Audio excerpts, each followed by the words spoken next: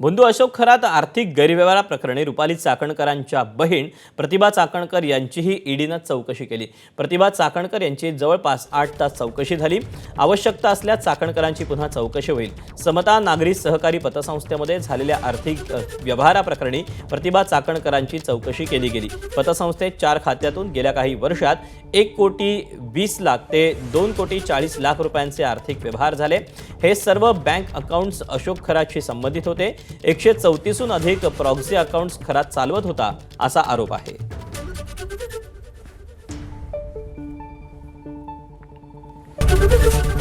ABP माझा, उघडा डोळे बघा नीट।